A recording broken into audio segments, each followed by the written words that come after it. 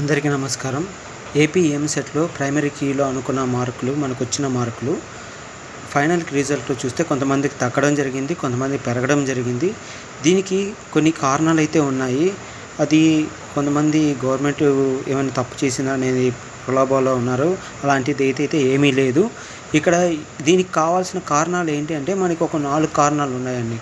మనకి first point ఏంటంటే మనకి ప్రైమరీకి రిలీజ్ చేసిన తర్వాత మనకి 3 days అబ్జెక్షన్ అనమాట. ఎవరైనా అబ్జెక్ట్ చేసేవాళ్ళు 100 రూపీస్ పే చేసి మేము కరెక్ట్గా ఆన్సర్ పెట్టాము, దాన్ని కరెక్ట్ చేయండి అని చెప్పి ఏ షిఫ్ట్ వాళ్ళు ఆ షిఫ్ట్ రైజ్ చేస్తున్నారు.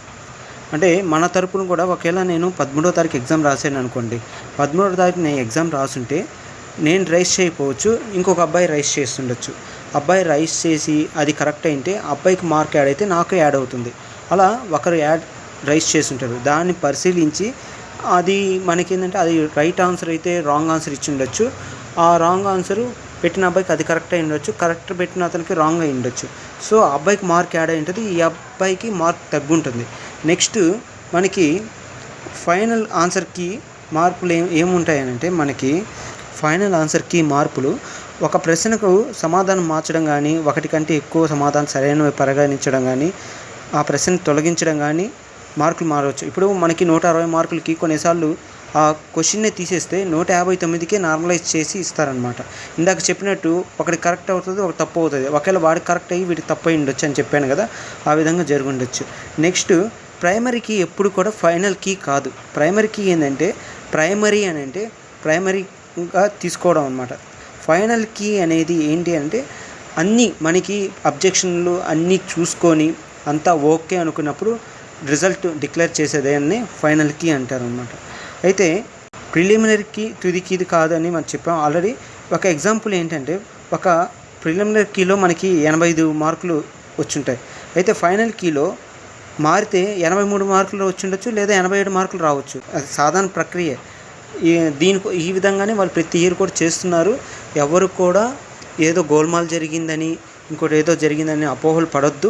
ఒకవేళ 38 మార్కులు వచ్చినాయి, వాడికి 41 మార్కులు వచ్చినాయి. కొంతమందికి ఒక 41 మార్కులు వచ్చిన అబ్బాయికి 39 మార్కులు వచ్చినాయి.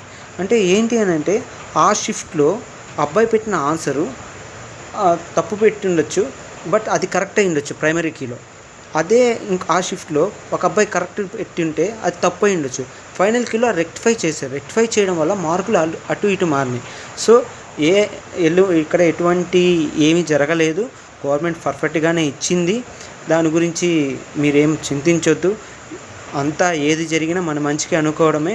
ఈ వీక్ కానీ నెక్స్ట్ వీక్ కానీ మనకి కౌన్సిలింగ్ అనేది స్టార్ట్ అయ్యే అవకాశం ఉంది. జూలై 2వ వారం కానీ 3వ వారంలో మొదటి విడత కౌన్సిలింగ్ ఉండే అవకాశం ఉంది. దీనికి కావాల్సిన డాక్యుమెంట్స్ అన్నీ కూడా మీరు రెడీ చేసుకోవాల్సి ఉంటుంది. ఓసీ వాళ్ళు, ఎస్పెషల్ ఓసీ వాళ్ళు అయితే ఈడబ్ల్యూఎస్ రెడీ చేసుకోండి. రిమైనింగ్ వాళ్ళు క్యాస్ట్ ఇన్కమ్ రెడీ చేసుకోండి.